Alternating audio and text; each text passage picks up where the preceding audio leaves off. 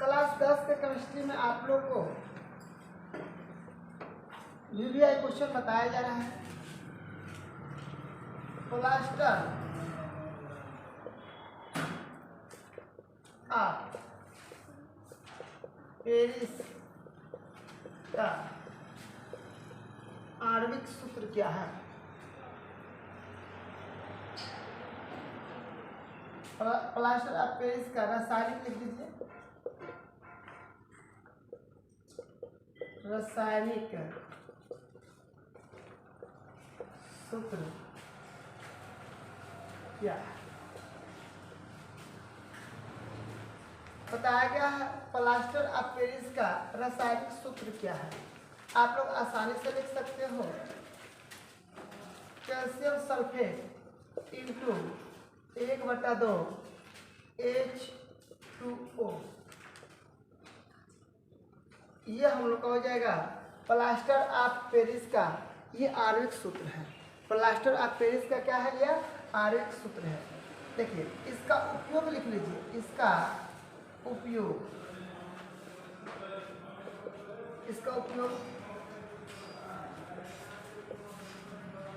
2T हुई हड्डियों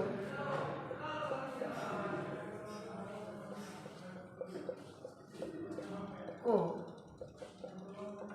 जोड़ने में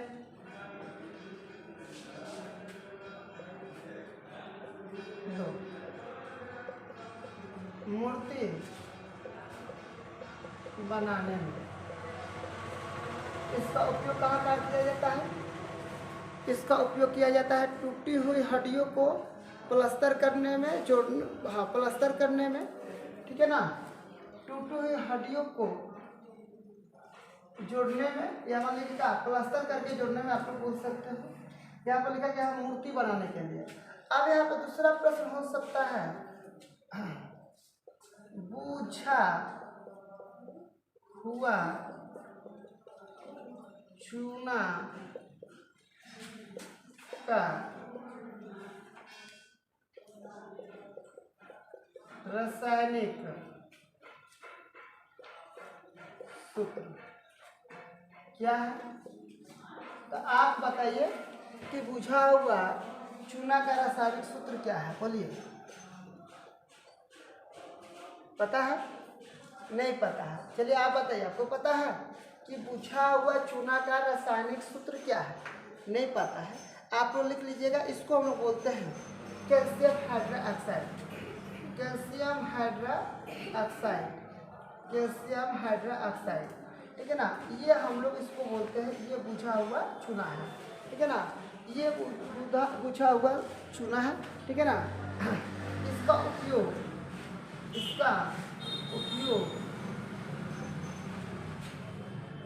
सफेदी के रूप में किया जाता है।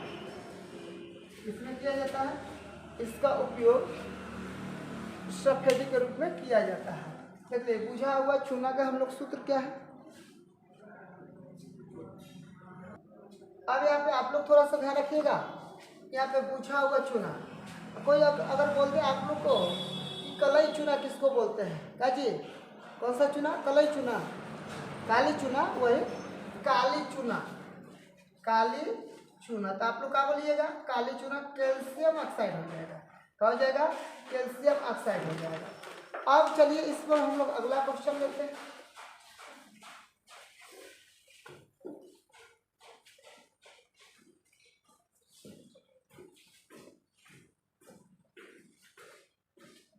अब हम लोग का अगला है विरंजक चूर्ण।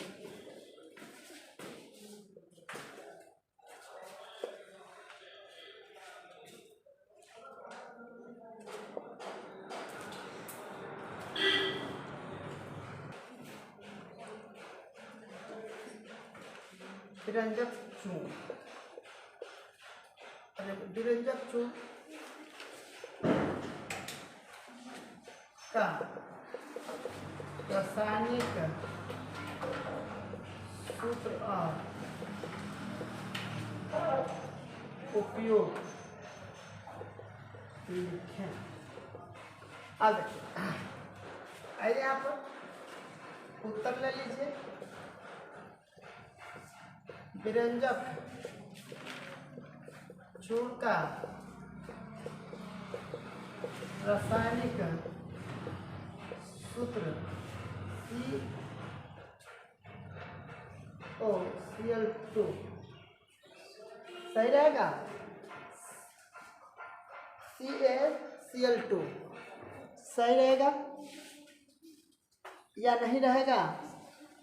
तो आप लोग ऐसे भी लिख सकते हैं Cl2, या आप लोग ऐसे लिख लीजिएगा, डाउट होगा CCl COCl ऐसे कर सकते हैं। एक नंबर इसका उपयोग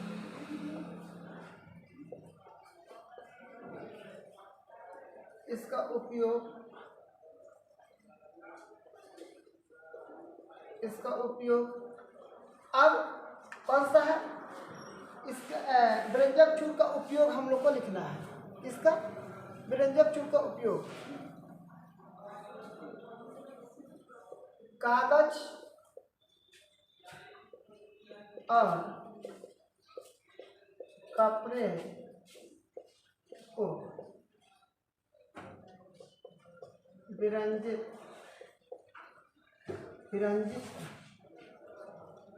करने में, विरंजन करने में एक नंबर हो जाएगा। 2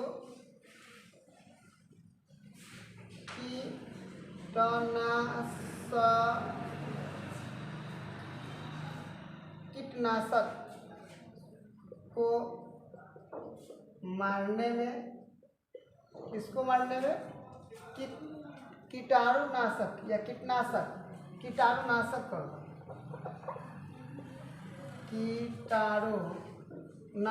को मारने में 3 नंबर हो जाएगा आपको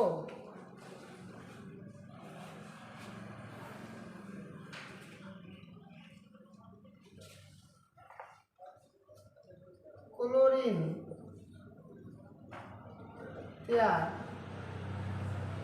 करने में। तो आप लोग को क्या बताया गया है? विरंजक चूर्ण का रासायनिक सूत्र और उसका उपयोग लिखिए। यहाँ पर बताया गया है विरंजक चूर्ण का रासायनिक सूत्र CaOCl2 या CaOCl/Cl। यानी कहने का मतलब हम लोग बोल सकते हैं ये उसका रासायनिक सूत्र है और इसका उपयोग कागज और कपड़े को विरंजन करने में विरंजन करने में किया जाता है, कीटाणुनाशक को मारने में किया जाता है, क्लोरीन तैयार करने में किया जाता है, और पानी कीटनाशक अगर हो गया तो हम लोग आसानी से यह तीनों लिख सकते हैं। आप लोग इसको नोट कर दीजिए।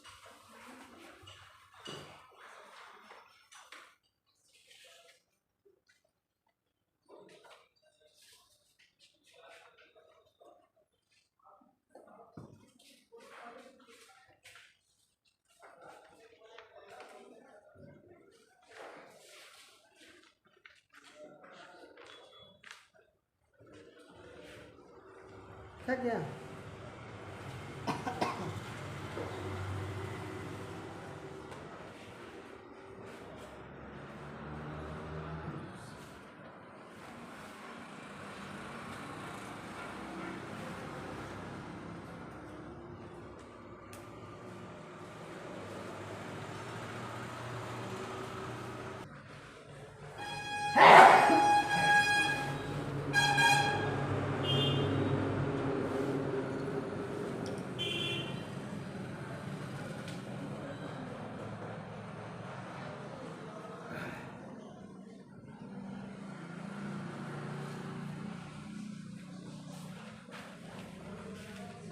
क्या है? हाइड्रोकार्बन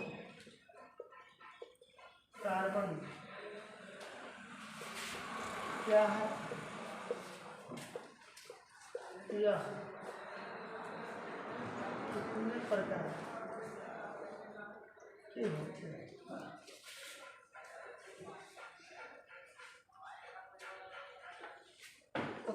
जाएगा इसका।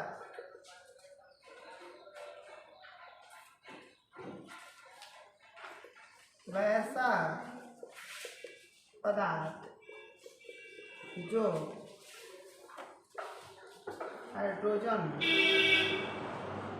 और कार्बन से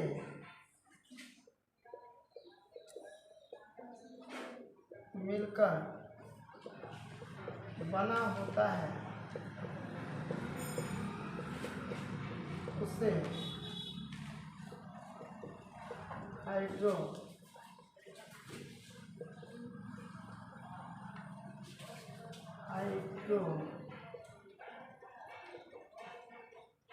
कार्बन कहते हैं। हाइड्रोकार्बन कहते हैं। क्या कहते हैं? हाइड्रोकार्बन कहते हैं। जैसे में मोम,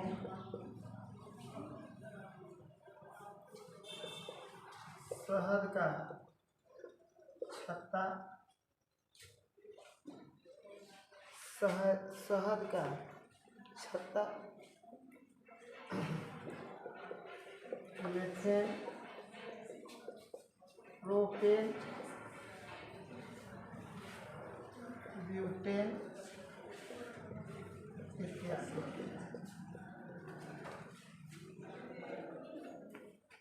यह दो प्रकार के होते हैं। एक संतृप्त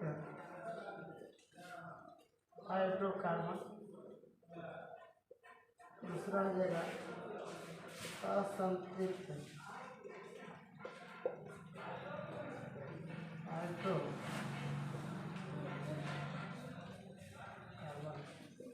यानी कहने का मतलब होता है संतृप्त हाइड्रोकार्बन होता है, असंतृप्त हाइड्रोकार्बन होता है। यह क्या बताएगा हाइड्रोकार्बन क्या है और यह कितने प्रकार के होते हैं। वैसा पदार्थ जो कार्बन और हाइड्रोजन दोनों से मिलकर बना होता है उसे हाइड्रोकार्बन कहते हैं, उसे हाइड्रोकार्बन कहते हैं। ठीक है ना। ये दो प्रकार के होते हैं। ये एक होता है संतृप्त हाइड्रोकार्बन और एक का होता है असंतृप्त हाइड्रोकार्बन। चलिए नोट कर लीजिए।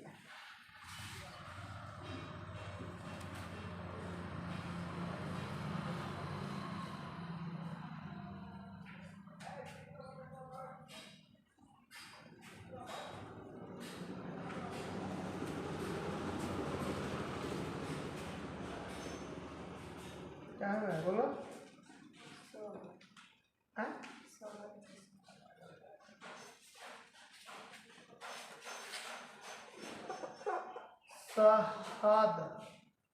शहद, शहद नहीं होता है, मधुमक्खी।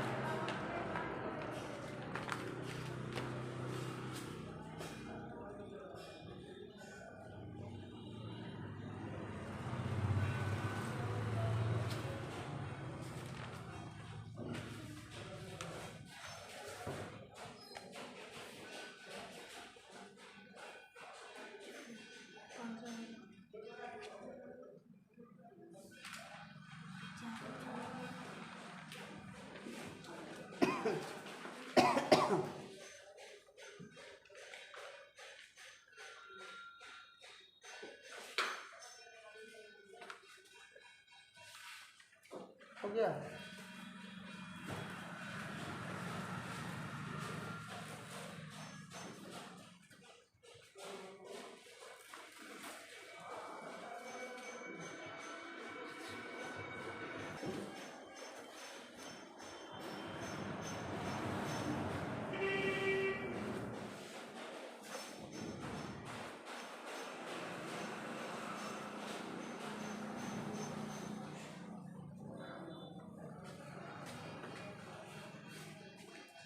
अब लिखा गया है उष्मा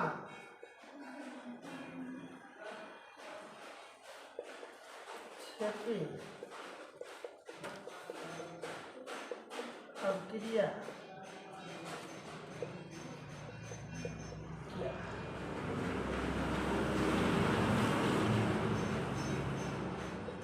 इसके उदाहरण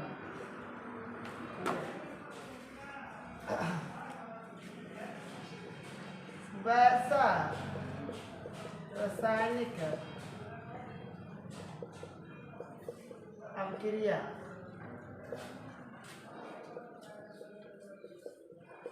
जिसको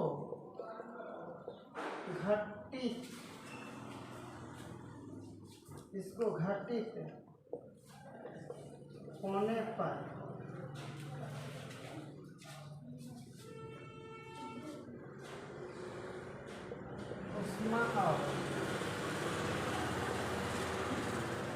उष्मा ऊर्जा निकलता है, उसे उष्मा क्षति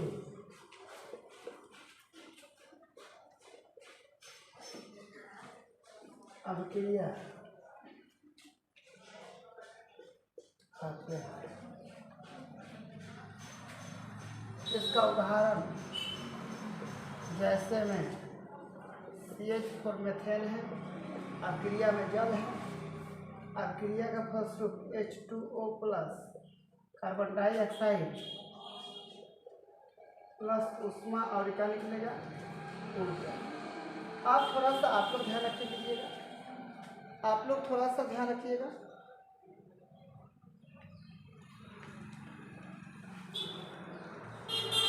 इसको हम क्या बोलते हैं, मीथेन।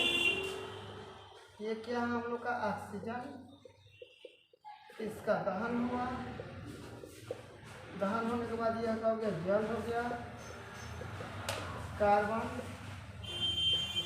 डाइऑक्साइड हो जाएगा, ठीक है ना।